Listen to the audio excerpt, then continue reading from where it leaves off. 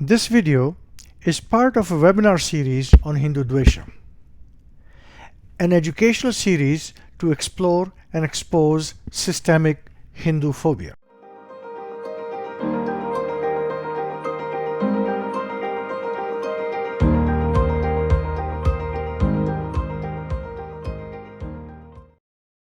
You heard at great length from these two scholars about what happened in California case. Obviously, the message you get is it is a tough fight. It's very complicated. It requires a lot of things to happen.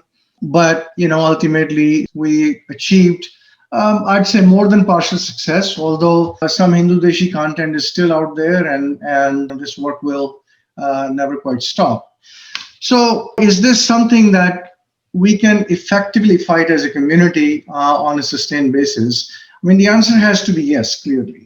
Just take yourself back to 9/11, and you would have said the Muslim community in this country is going to be really in a bad shape as a result of that major traumatic event. And yet 20 years later, they are in a very comfortable position. As a matter of fact, they probably put us Hindus on a back foot in many of the areas. So clearly it is possible, with the right kind of determination and resources, it is possible to change the narrative in the society. And I think this slide basically says it all. Life is like making sausages. You pretty much get what you put into it.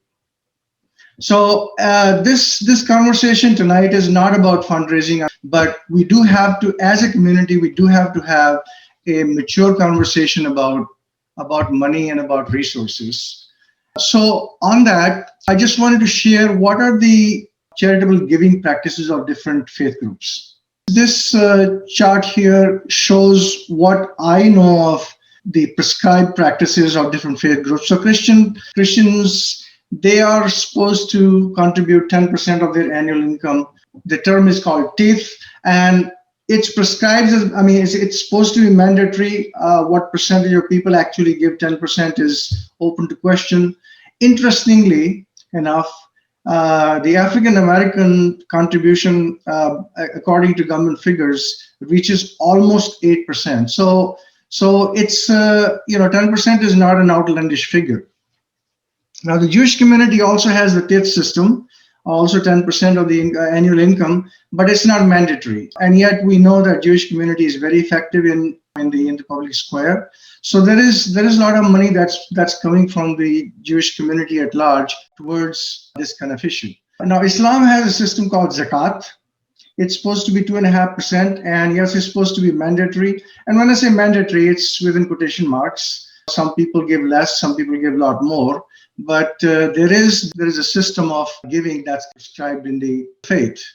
Hindus, we don't have a prescription per se, and of course nothing is mandatory, but we do have a long tradition of giving.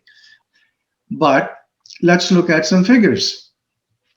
This is based on 2017, 2018, some published data from US government sources. The data I have is that the average American household contributes a little over $2,500 a year per household, whereas the Hindu American household contributes roughly $2,000 a year. Now, that doesn't look terribly out in terms of magnitude, but when you look at on a different scale, the percentage of annual income, the American household contribution comes out to about 4% of the annual income, whereas the Hindu household contribution comes out to only about 2%.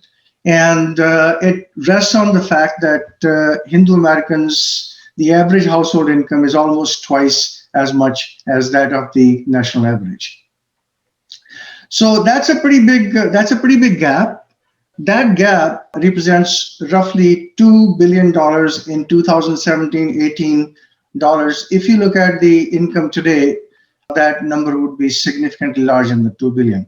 That's one area where I think Hindu community at large needs to think about upping their game.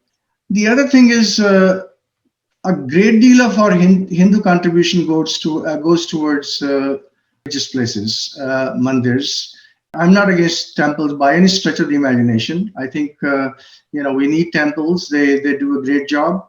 but we need to find a way to engage them in social dialogue, in helping with education, in helping with carrying on the dialogue about how, about Hindudvesha and how to counter Hindudvesha.